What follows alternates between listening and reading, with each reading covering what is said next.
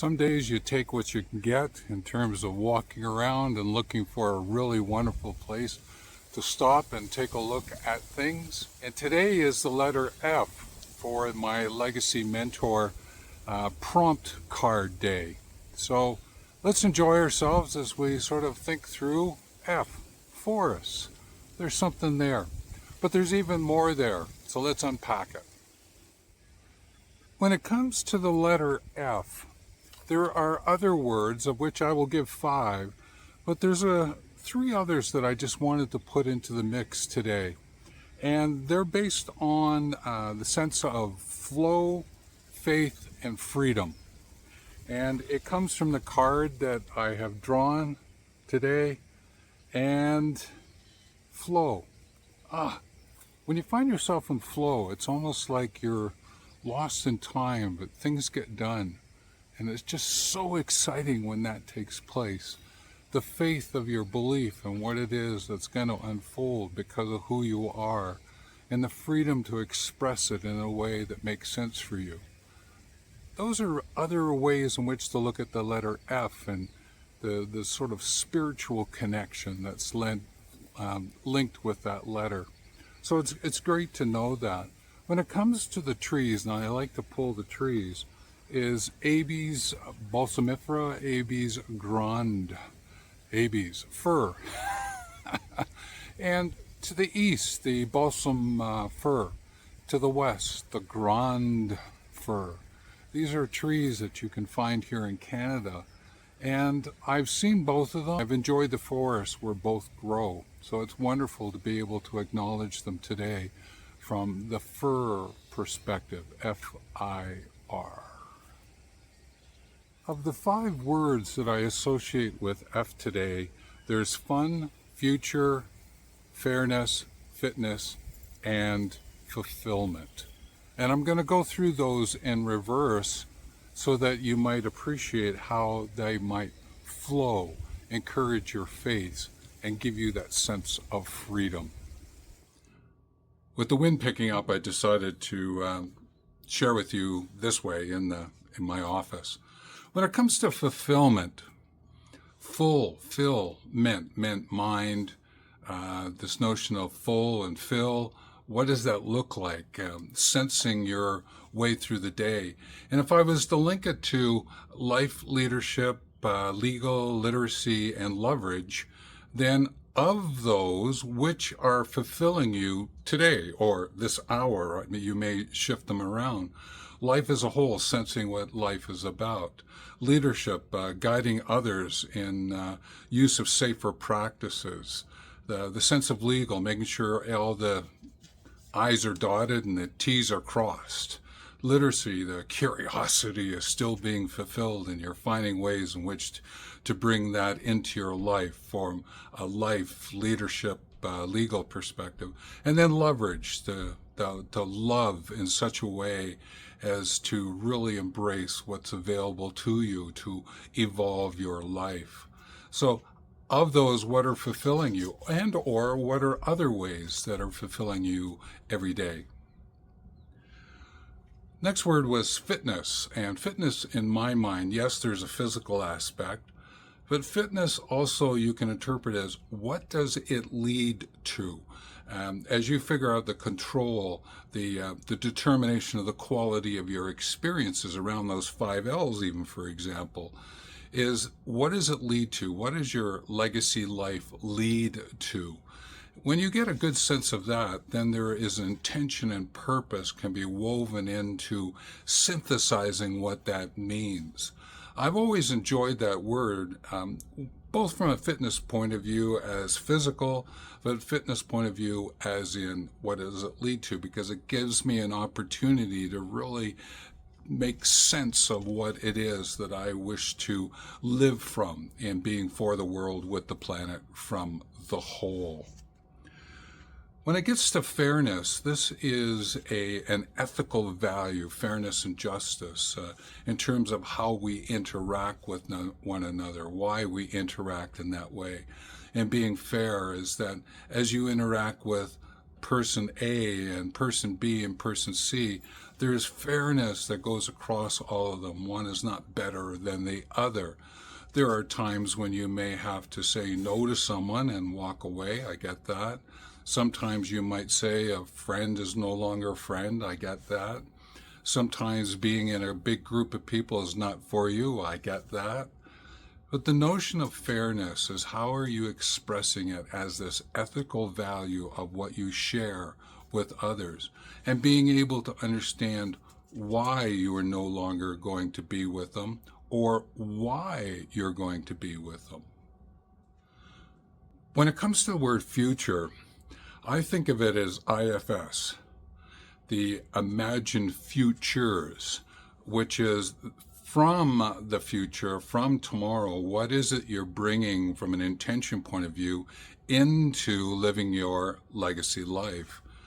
And when we have that sort of future look, that forecasting, and we bring that in, we're thinking about the manifestation, yes. So when you bring it into your present, now is how are you going to materialize it? And that's the great thing about living legacy life. You can do it through stories and contributions and projects. There's many ways in which you can do that. And when it comes to fun, play, recreation, leisure, go find places to play, to be childlike. If there's anything that I remember from years and years ago, was the sense of play and how you weave it into your life. And I did my best to have that happen. And being connected with the outdoors, often I had it every day as a sense of play, even though I had to do some simply serious fun, because maybe I was leading a rafting trip or I was doing a wilderness remote first aid course or whatever it might be. But I always found a way in which to have some fun, to really enjoy what it meant to be where I am and to be doing what I'm doing and having what I'm having.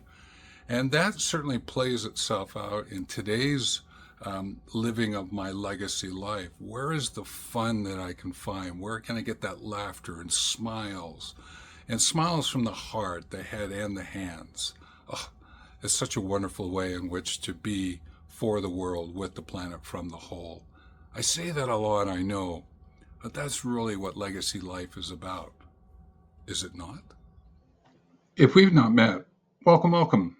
I'm Stephen. I'm a legacy mentor who encourages you to figure out the stories that you'd like to write without writer's block, and to get you into contributions and projects that make the most sense to you in living your legacy life. In pulling the deciding decisions card today, it was a great reminder for me to think about deciding being the process, decision about being the outcome of what's going on, and how the two blend together in living a legacy life. And the deciding is very much, yes, process, but I think of it like a journey, and each one of us is on a unique journey, and we're walking a path, a legacy path, a life path, and along that, we are thinking and feeling through what's presenting itself, what's arriving for us to select something to be, have, or do. And when I remember that, I go, okay, well, there's probably my hierarchy of values influence that deciding, yes. The values that are ethics and ecological, environmental affect that deciding, yes. Oh, there's a lot going on here at any given moment. And what you're attempting to do is then, of all of that, you're finding, okay, the decision that I select for the outcomes that I want to live with, they're going to present themselves because of that evidence, so that the experience will start to flow through. And often that selection, in some ways, cuts off other possibilities. Now, if you've been journaling, maybe you've listed a number of things, but you selected one, you could give it a go. And if you want to add some of the others or swap out, you have opportunities for you because you've been recording it. And that's one of the things that I would encourage in this deciding is the journaling aspect as well. So once you've made that decision, though, I would encourage you to stay with it long enough to know that it's going to give you the tangible result that you're looking for. We we sometimes, and I hear this through my legacy mentor, people give up on their decision a little too quickly, or they may be pursuing it longer than they might have needed to. And finding that dynamic balance is such a wonderful way in which to live, to feed that curiosity, to deal with the fear of missing out on something, to be able to fulfill the desires that you have. I think deciding and decisions is a topic worth diving into, finding out more about how that interacts with you, how you go about making decisions. If that's something that's of curiosity to you and you want to learn more, you can reach out as a legacy mentor, and I'd be happy to assist you. The next card that got pulled was the question why. Links very much to deciding and decisions, does it not? And when I think of the why question, when asked genuinely, it's really a core question that gets at the under the surface and looking to see what is there to uncover the fundamental insights and reasons for asking the question in the first place so that you might end up with something or to go somewhere. And there is motivation and inspiration are aspects of that when you start to unfold it. And when you get that question why in motion, it can actually be very useful and helpful. It can solve very complicated ideas that might present themselves. It can foster continuous improvement. And one of the ways that I've used that why question was asking why 5 times. It's sort of like a layering, and it really gets in and understanding what's going on. So your first answer to why, then ask why is that answer important, and continue to go down through it. It's a technique that has been used in the corporate world for many years, and it is very helpful in living your legacy life now. And that spark of curiosity that's linked to this sense of question of why, oh, it feeds something in you, and especially aging 60 plus, to be able to get into that curiosity, ask that question why.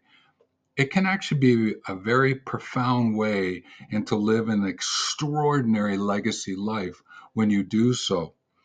And when you bring critical thinking to it, in other words, ask that why 5 times and really start to unpack it, unearth it, then what you're doing is you're walking a great path. You're shining light on a path that's going to make the most sense for you.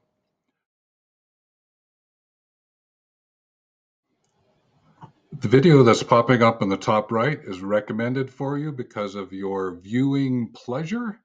And the playlist of shorts are great prompts for your journaling and supporting you as you're moving forward and living your legacy life. Always and in all ways, take care.